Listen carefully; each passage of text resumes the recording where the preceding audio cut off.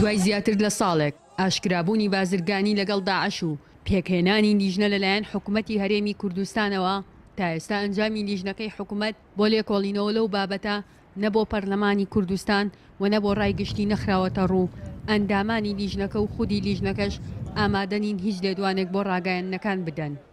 مۆمانگ دەمانگ پێش ئێستا لەگەڵ وەزیری ناوخوا دانیشتین ئاگاداری کردینەوە کە 500 کەس گیراوە وتی دواتر لە نەتیجە وردەکاری و تەفاسیلی ئاگادارتانەکەمەوە بەداخەوە دوای ئەوە هیچ زانیاریەکیان پێ نەداوین.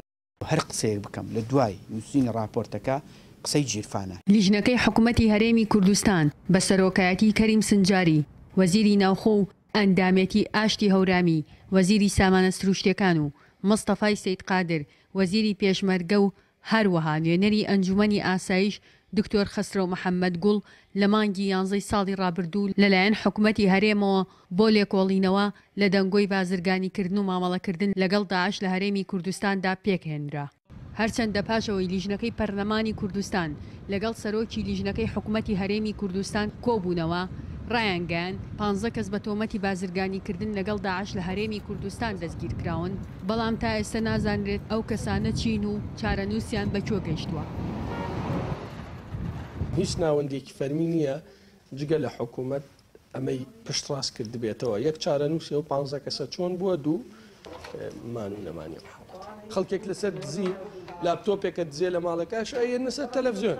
ئاگامان لێ بۆ ئەو ناوانەی گیرابوون بەڵام لە نەتیجە هەمووی ئەوانە تاوانەکانیان مابوو لەسەر ساغبوونەوەی لە مەرحەلەی لێکۆڵینەوە بۆیە نە ئێستا و نە ئەو کاتە ئێمە ئامادە نەبووین ناوی هیچ کەسێک بڵێ. هەندێک لە ئەندامانی لیژنەکەی پەرلەمانی کوردستانیش خودی سەرۆکایەتی پەرلەمانی کوردستان تۆمەتبار دەکەن بەوەی کە بە دوواداچوونی زیاتری نەکردوتەوە لەسەر بابەتی بازرگانیکردن و مامەڵەکردن لەگەڵ داعشدا.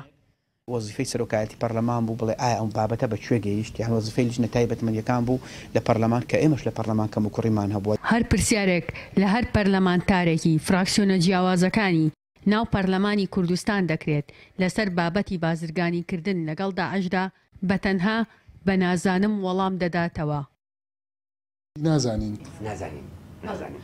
من وە خۆم نازانم. بەشێک لە ئەندامانی لیژنە لێکۆڵینەوەکەی پەرلەمانی کوردستان گومانیان هەیە لە خودی ئەو لیژنەی حکوومەت هەندێکیش پێی وایە نەدرکانی زانیاری لەو بارەیەوە لەلایەن حکوومەت پەیوەندی بە سەلامەتی لێکۆڵینەوە هەیە. لەبەر سەلامەتی تحقیق هەتا ئێستا ئەو شتانیان بێمەنەوتە. یەکێ ماوەڵە لەگەڵ داعشا بکە بە تەبیعی پەردە پۆش کرێت و من پێم وانە ئەمە پێویستی بەوە بێ ساڵە لێکۆڵینەوەی تا بکرێت. ئەگەر نەتائیستانەوێ لە لای من نییە بڕۆن لە لیژنەکەی حکوومەت پرسن ئەو پێتان بڵێن بەکوێ گەیشتە بەچێ نەگەیشتوە. دەنگی ئەمریکا چەندین جار پەیوەندی کرد بە کەریم سنجاری وەزیری ناوخۆی حکوومەتی هەرێمی کوردستان و سەرۆکی لیژنەکەی حکوومەتی هەرێمی کوردستان هەروەها سەفین دزەیی و تەبێژی حکوومەتی هەرێمی کوردستان بۆ وەرگرتنی لێدوانیان بەڵام هەر جارە و بە چەند پاساوێک ئامادە نەبوون لێدوان بدەن. ئێمە دەپرسین دوای زیاتر لە ساڵێک لە پێکهێنانی لیژنەکەی حکوومەتی هەرێمی کوردستان بۆ لێکۆڵینەوە لەسەر بازرگانیکردن و مامەڵەکردن لەگەڵ چەکدارانی داعش لە هەرێمی کوردستاندا بەکوێ گەیشت. ژیار محەممەد دەنگی ئەمریکا.